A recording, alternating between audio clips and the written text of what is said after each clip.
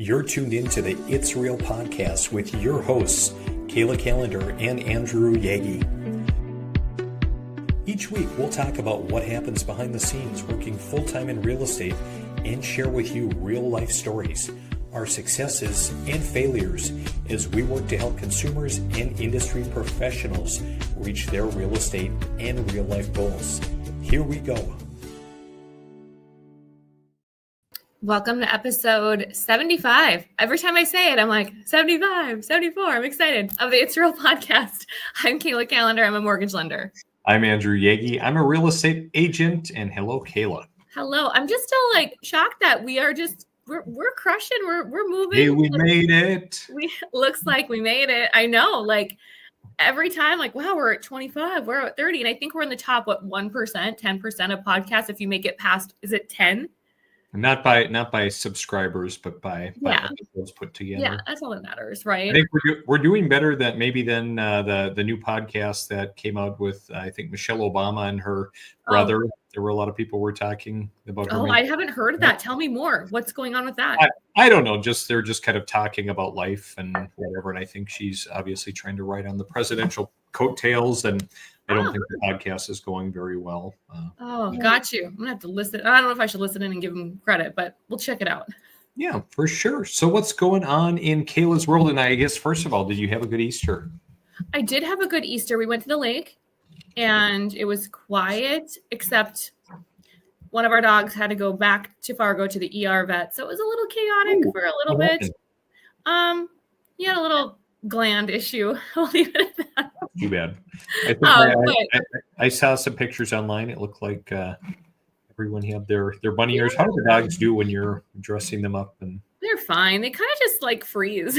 They're but they know they get treats after, so they're good sports. But yeah, we went out there, made a trip back to Fargo late that night, but went back, had Taryn's mom over. We made dinner, had mimosas. It was just very chill. And then we came back Sunday. So it was a very relaxing weekend. But what about you guys? You got kids, so I'm sure it was very exciting. Yeah, it was. So we stuck away, actually, a quick little trip to Las Vegas for a friend's 40th birthday party. We just stayed a couple of the days. Everybody else stayed a little bit longer, but did that and back the day before Easter. And yeah, just got together with my side of the family. So we were up in Thief River Falls and all the cousins got to kind of hang out and play, went to church, ate way too much food and came home and just started another week. I love it. Do you ever see Tammy Hampson? Do you ever see her up there on holidays? I don't really. We don't really go out very much when we're up there just because there's family stuff going on. We went to church, so saw some old classmates, neighbors, and friends. Love it around the area. It's always kind of fun to do because we don't. I'm sure you don't make it to Walhalla very much, and I don't make it to Thief River Falls very often either. No, and now that my family doesn't live in Walhalla anymore, they're in Pembina, which is 30, 40 minutes away. We just never get up to Walhalla, but when we do, it's very nostalgic. So yeah. Sure. But I was up in Pembina just recently. I had a closing for people that knew my dad when he was alive and know my mom and my family. So it's just fun to go up there and just, see people. I saw someone from high school I hadn't seen in 20 years. It's just crazy how time flies, but it's always good to go home. Yeah, it always is. And just, the world doesn't stop turning. And even I saw an old classmate at elementary. Well, I guess we weren't classmates all the way through because he went to another nearby school, but elementary classmate. And they kind of moved to Thief River Falls the same year that we did. And I saw him and I haven't seen him in, probably since graduation. Although ironically, when I was on a trip flying to Bismarck a couple of months ago, I ran into his sister and dad just out at a diner where we were having lunch. So it's wow, I see you guys. Now you guys are back. So yeah, you never know who you're going to run into, which always makes it fun, Kayla. It does. It's just you pick up where you left off, and I love it. But and kids had a good Easter. Did you guys do an egg hunt, anything like that? You guys go crazy?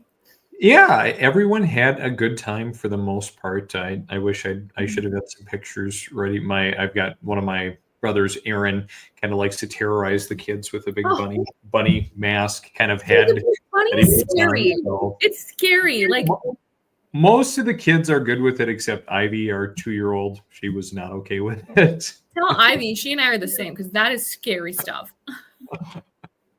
Yeah, no, everything was really great, and hey, really good to kind of get over the hump. It was actually kind of fun driving home from Easter, driving south and just seeing all of the activity out in the fields, and obviously there's some farm background with your family, and obviously same with my family. So kind of fun to see everybody out in the field, the dirt flying, and kind of a shadow weather as well.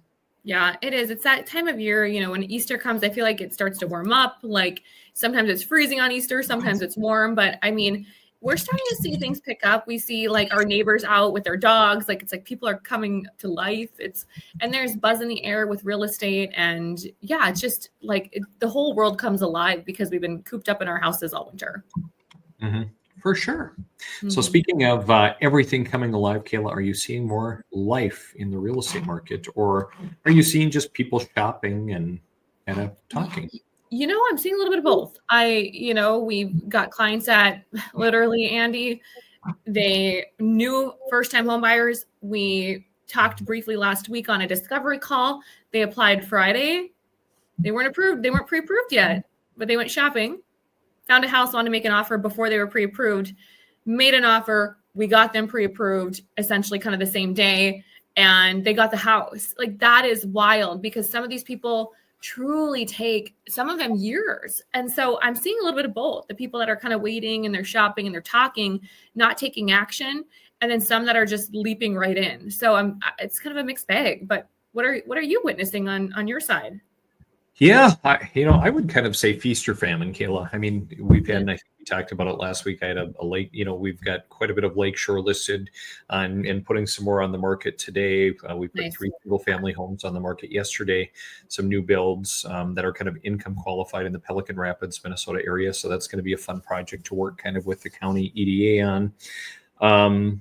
But we're seeing some that are not getting a lot of activity, and then some that are just leaping off the shelf, and kind of the same with some single family properties. Kayla, I saw a lake property kind of over the weekend where the individuals bought it in December, and I think they paid like $1.25 million for it, and they just relisted it because it looks like there was a change of circumstance, and they had to head somewhere else.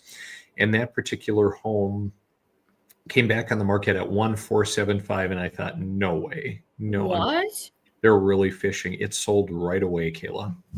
Wow, so, I mean, just absolutely crazy. I had a lake property that I sold a couple of years ago. That gorgeous property, Otter Tail Lake, had a lot of deferred maintenance and an enormous deck that was rotting. The yard was not very kept, so it sold for right under $1 million. The people that bought it, they really fixed it up, really made it, kind of restored it to the showpiece that it was, listed it at 145, sold right away. Wow. So people that are really serious and they're ready to go and they're well positioned, they're out there, they're making deals. But a lot of people are kind of, sitting and, kind of wondering, hey, also what's going on, market economy. I've had some people that, hey, they were really ready to sell and ready to buy and downsize, and boy, we don't like what our portfolio looks like, and so we're gonna hang tight a little bit. Now, will they revisit it by the end of the year? I guess that remains to be seen.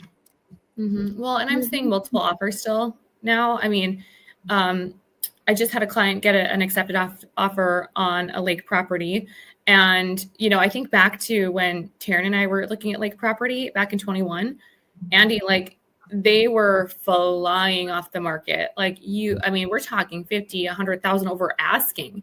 And so I'm not seeing it as crazy as that, thank goodness. But you think about, some of these people are willing to spend 50, 100,000 over asking. But when it comes to the interest rate, it seems like it's a more touchy topic because you're still spending money. Which way are you spending it? But I'm still seeing multiple offers. I'm still seeing feast or famine. I did have recently an FHA offer on a home contingent on the sale of their home accepted. Like, wow. No problem. And usually you don't see that because for some reason people are very nervous about FHA offers, even though if a house is in good shape, there's really nothing to be concerned about. Sometimes we put people in FHA just because they can get a better rate and a better payment based on their profile.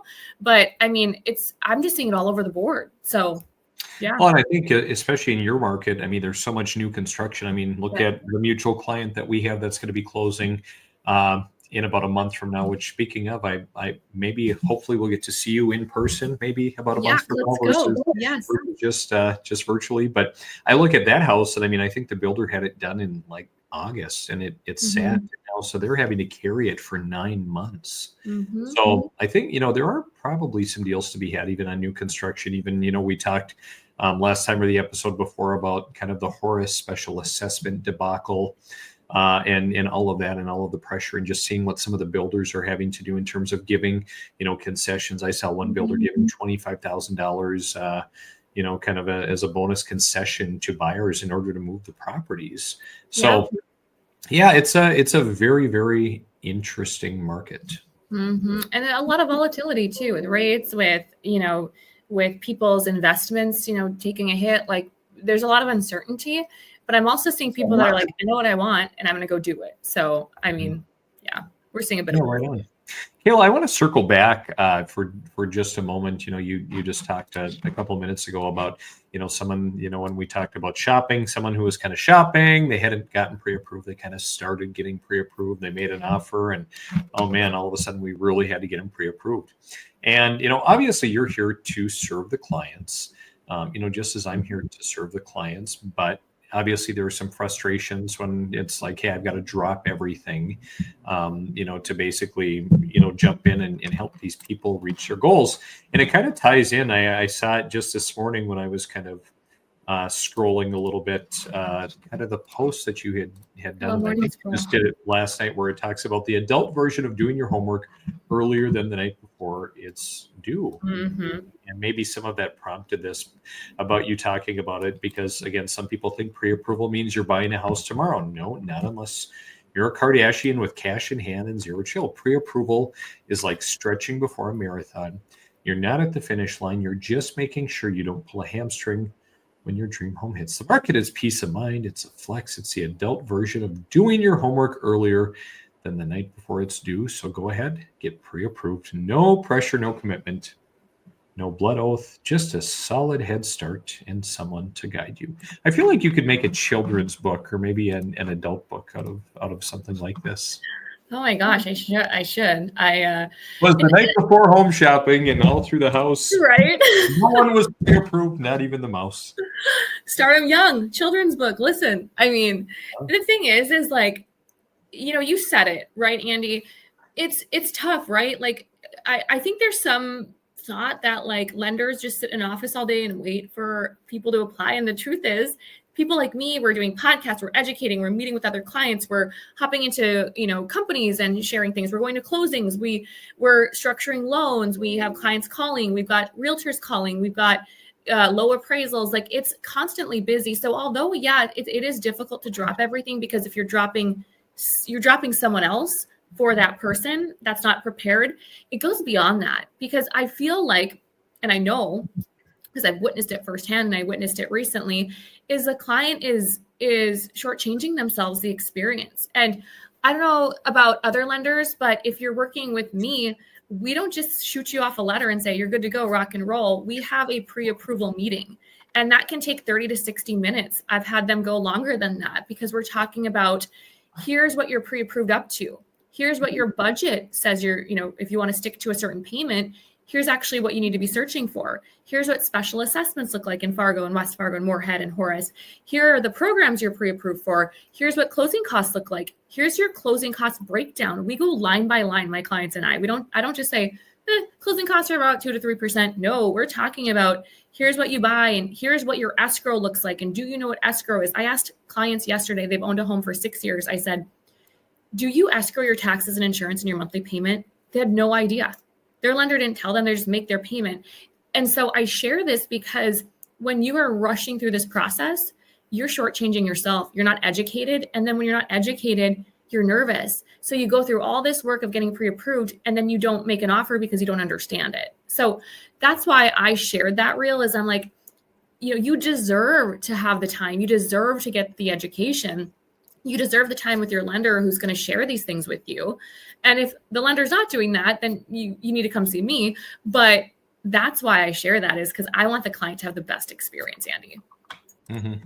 Yep. I really like that. And, I run into a lot of the same things. And yeah, clients kind of think that, hey, we are sitting around as agents, that we're just, we're sitting just waiting for the phone to ring, and hey, we're ready to go look at properties. And the reality is, like, my days, like your days, Kayla, are very regimented, are often booked out, many things weeks in advance. And yep, is there some wiggle room?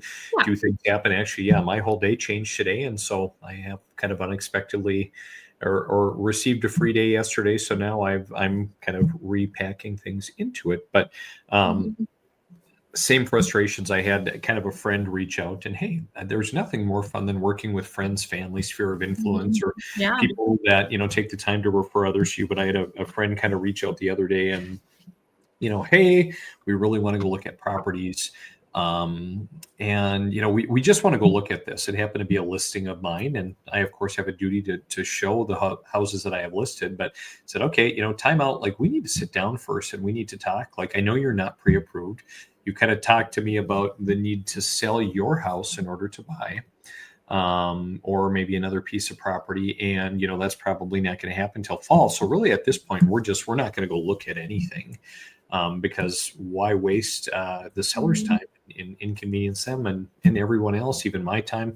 Like, Kayla, I'm not going to drag you along, for the ride if I'm not teed up and ready to go. So, it just is kind of a two-way street. Well, I think too, it goes back to we want our clients to have a great experience. We want this. It's not that we want people to just slow down, but the truth is you got to kind of slow down and speed up, because when my clients need me, like on a night or a weekend, to run numbers or to get them an updated letter, I'm Johnny on the spot. But when you're asking me to do a whole pre-approval and you're self-employed and you have rental properties and you're recently divorced and you've got your divorce decree and you've got child support, that kind of thing takes time. And you wouldn't rush a surgeon, and you wouldn't ask a surgeon to meet quickly to do your surgery the next day. So I share this as more of like, what kind of experience do you want? And what kind of result do you want? If you're going to rush an artist, you're going to get a messy painting. Like, it's the same thing. And it's truly just to give people what they deserve. Right on. Kayla, I want to shift gears a little bit and talk. I found this article on, was trying to get it teed up and ready to go. So from Barron's, they were talking here. I found it on Apple News the other day, where I kind of look for all of my news, where it talked about, in real estate, more homes, fewer buyers, even price cuts, and how the housing market has changed. And so just a little bit ago, you and I talked about how the market is, feast or famine in a sense. And, some properties highly desirable are going quick. A lot are kind of sitting there. And so it's kind of the tale of two markets almost. But I really found this article interesting, where it talked about how inventory across the board is up. And I think in our market, I haven't seen higher inventory really in the 5 years that I've been in the market. So on one hand, that's a really good thing, because it's good for buyers to have opportunities. But on the other hand, those that are selling and, hey, they want to be somewhere, they've been hanging on to that low rate and finally say enough is enough, it's being a little bit challenging. And this talks about how the spring season hasn't been the strong selling season agents and home builders were hoping for. Instead, subtle shifts in the market point to more weakness for sales and softer prices for buyers. What do you think about that, Kayla? I have mixed feelings about it, because every market is so different, right? Like, if you're buying, even in your area versus Fargo, I still think that, despite inventory, if you have a motivated buyer, I have one right now, like, he needs a house and he found the house. It's kind of like you're going to have some picky buyers sometimes that are going to just keep saying no. So even despite inventory, I feel like you'll have challenges depending on the buyer. But I think regardless, if you've got a motivated buyer that sees that owning is much more precious than renting, it may not matter. But in Fargo, I do see, I've got some clients that are like frustrated. But again, we've got new construction, so they can, get a new home, but then you got the specials. But I feel like it just kind of depends on the kind of clients you have when I read an article like that. Like, inventory is important for sure. But I think that our inventory is a little bit kind of kept because there isn't as much inventory, I should say, because those people are still holding on to those 2.75 rates. I talked to clients last night and they're like, I can't believe I'm going from 2.75 to 6.5. I can't believe it. And we had to educate them on, but look at the equity you've created, but look at how much you're going to get for your house. And until you tell someone that, sometimes that focus on inventory is kind of, the only thing they focus on. Sometimes that rate is, but I'm kind of talking in circles about it. But I guess inventory, just to me, I don't see it impacting the clients as much if they're motivated. Yeah, for sure. Well, and it did talk, we'll talk about, kind of 3 points the article makes, but, just talking about, at first glance, looking at the market, there are a lot of similarities to last year, this spring. Prices are so high. And I have some people that say, hey, I'm going to wait. Prices have to come down. The market's going to crash. Is it going to happen? No, probably not. But prices are still high. Homes generally continue to appreciate unless you're in some of the larger markets like Austin, Texas, for instance. That was it's come down a little bit in some other major metros. Mortgage rates, of course, remain above 6%. And we've seen a lot of rapid swings here recently. Yeah. And so those could create for a challenging market. Not only that, Kayla, but it talks about the fact that buyers are more fearful. Some individuals, they're kind of looking at the overall economic picture and they're putting things on hold. People are antsy about, hey, what if I lose my job? I'm not going to, that's true. So that's a concern. I didn't realize this, Kayla, but it talked about how adjustable rate mortgages are back. Talk about that. Has anyone been doing an ARM or have you seen any activity? Not on my end. In fact, I had a call with a client yesterday and we're putting him in an ARM because that's the only product he qualifies for. And he was very upset about it. He was like, I don't know what's going to happen. I can't do that. Like very, very concerned, rightfully so. I get it. But anytime I've talked about an ARM lately, there's been a lot of pushback with some. Others, if they know they're going to move, if they know, they're not going to have the house, it's no big deal. But I have other clients that are locking them like, let's go. I want to save some money. And I think rates are going to come down. I've seen such polar opposite responses. First International, we've got some adjustable rate mortgages that we offer that are great products on our portfolio that are awesome, but there's still some hesitancy with some people. So others are like, lock it up, let's go. Have you seen any clients? I suppose you don't necessarily see that for sure. As far as I don't get too intimately involved with the pre-approval process. Of course, I do know the product that the buyer is using. I've seen no talk of ARMs. I've seen no one who's been in it. I see, of course, it looks like, one benefit could be that, it can save borrowers cash significantly, maybe on the front end, but at the expense of, some potential volatility later. Well, and the thing is too, is I think people are like, well, if they go to 20%, if you look at history, in no time have rates gone up 15%, 14% in, 3 years, but there's still that uncertainty. So, yeah.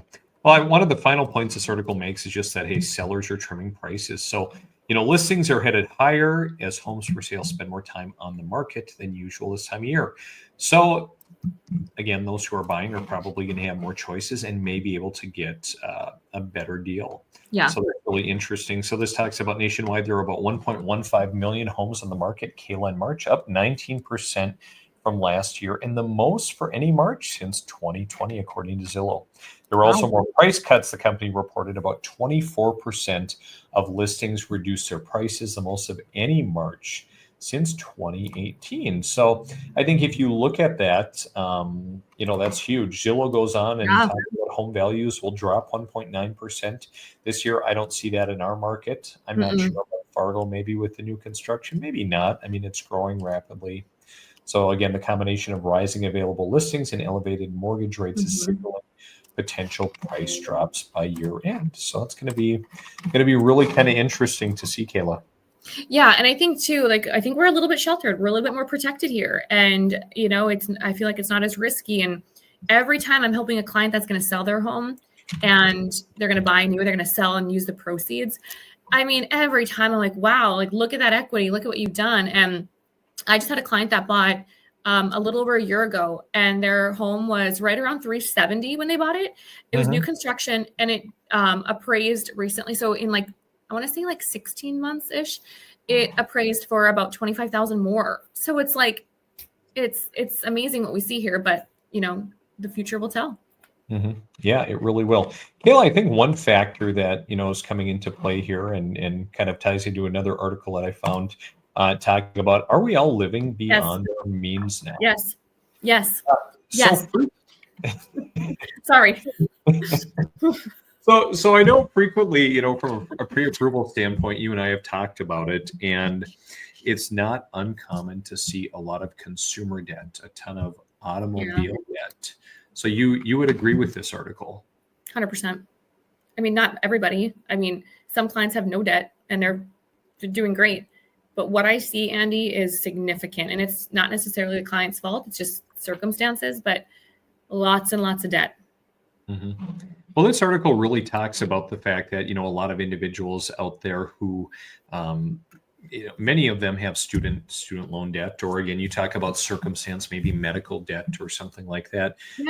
But just talking about, the COVID pandemic, how obviously there was some pretty significant government stimulus that really helped fuel, the economy, and the fact that everyone kind of adopted the YOLO, mindset where, hey, I'm going to go live, I'm going to go and, live life, and, I'm going to worry about it later. YOLO. And this goes on to talk about that in the article, Kayla, that there's an idea entered into internet canon by multimillionaire circa 2017 that millennials have sacrificed any possibility of future home ownership on the altar of avocados. What does that mean? So it basically means that, we can't control. It talks about our discretionary spending, so we'll never know the stability enjoyed by our boomer parents. And I think just talking about a lot of people, they go out and they spend on a lot of natural health, a lot of, we love our Whole Foods if we have that in our market or whatever it is. And again, it talks about the fact that the younger generations are more likely to work multiple jobs, not because they have, kind of an innate love for entrepreneurship, Kayla, but just the fact that, hey, we have kind of a grim economic reality. Well, and I think too, the 2020 era brought on a lot of people that decided to become like self-employed or try something. They're like, I'm not, going to go in or not deal with it. And I think some of those businesses succeeded, some did not. And so you're seeing I'm seeing a lot of people with multiple jobs, like from traveling nurses. So I've got nurses that have all these different jobs to, hey, I'm doing my side hustle and I'm working part-time. And the reality is we can't use that income unless you have a 2-year history. So we're seeing a lot of just kind of mixy swirly of income for sure. I think that article is spot on. Yeah. Well, and I think a lot of it too is there were a lot of individuals and, who maybe they made bad college decisions, ended up with a lot of debt, not even a degree or not a great degree, where this article even talks about, Kayla, some individuals that they got a degree and they didn't leave college with any debt, but, maybe a matter of timing. And again, maybe not a very marketable individual who, they spent the first, few years of their working life, working odd jobs, side gigs, and life kind of happens. I mean, rent and everything else. It's really expensive. Yep. And I think that's what's kind of preventing people from saving, preventing people to have a little bit of a down payment, cover closing costs. So they're just kind of stuck, and then their rent continues to go up. So until you can get a control on it, it's a slippery slope for sure. And I think, the one thing, maybe the point in favor of those individuals out there that are struggling, that are in the younger generation, it talks about, Kayla, that, in closing, that our tenure in the workforce has been marked by global crisis after global crisis, recession after recession, layoff after layoff. Acknowledging that pattern, these individuals referenced in the article recommend talking to people about all of the stress, because there is, a lot of stress, but also just kind of, getting out there and, sometimes you've got to change direction. And I think one thing, I think there are a lot of people that they sit out there and they just kind of wait for something to happen too, versus it's like, okay, I need to go out there. Maybe I need to do something different, or, really, make some sacrifice. And that's really tough in our kind of social media designer society today. Yep. And there's a lot of short-term pain for long-term gain. But I feel like our society has been like, I want it now. I don't want to deal with it. I don't want to know discomfort.